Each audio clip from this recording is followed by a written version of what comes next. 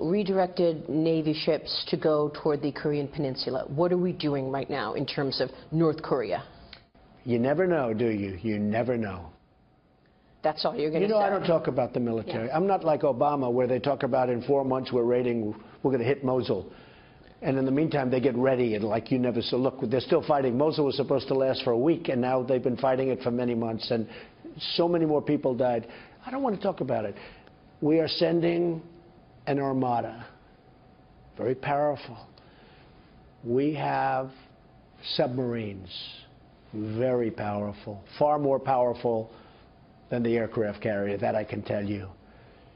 And we have the best military people on earth. And I will say this, he is doing the wrong thing. He's making a big mistake. Do you think he's mentally fit? I don't know. I don't know him, but he's doing the wrong thing. I had a very, very good meeting with President Xi of China. Really liked him. We had a great chemistry, I think. I mean, at least I had a great chemistry. Maybe he didn't like me, but I think he liked me.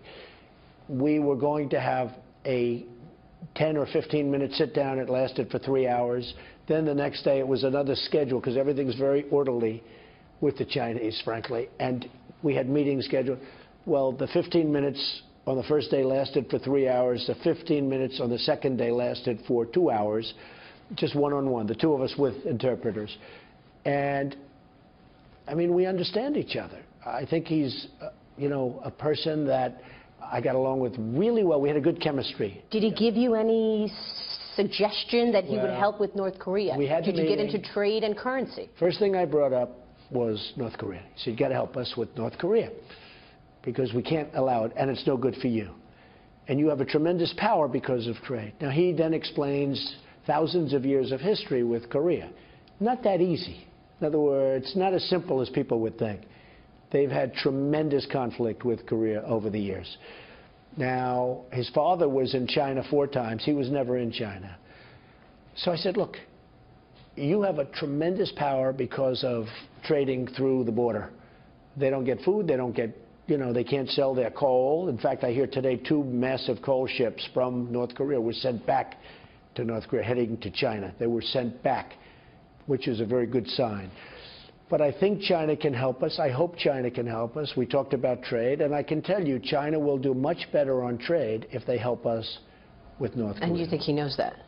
I think he knows that. I told him that, yeah. When you were with the president of China, you're launching these military strikes. Was that planned? How did that come about, that it's happening right then? Because right there you're saying, a reminder, here's who the superpower in the world is. You have no idea how many people want to hear the answer to this. I have watched speculation for 3 days now on what that was like. When did you tell us? But I'll tell you. Before dessert? But I will tell you. Only because you've treated me so good for so long, I have to tell you, right? I was sitting at the table. We had finished dinner. We're now having dessert. And we had the most beautiful piece of chocolate cake that you've ever seen. And President Xi was enjoying it. And I was given the message from the generals that the ships are locked and loaded. What do you do? And we made a determination to do it. So the missiles were on the way. And I said, Mr. President, let me explain something to you. This is during dessert.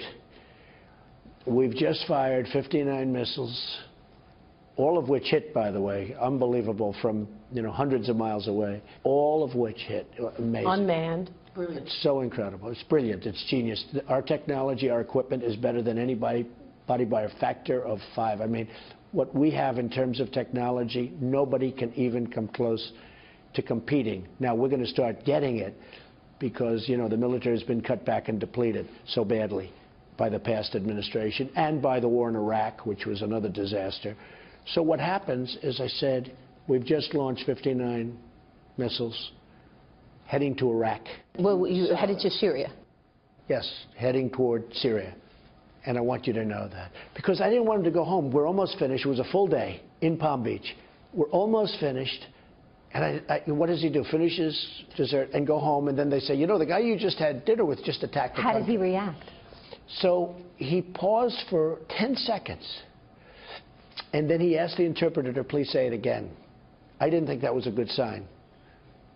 And he said to me, anybody that uses gases, you could almost say, or anything else, but anybody that was so brutal and uses gases to do that to young children and babies, it's okay. He agreed. He was okay with it. He was okay. But we got along. There was a great feeling, I think, between both of us. Now, we have two very different countries, two very different peoples, but I think he understood the message, and I understood what he was saying to me.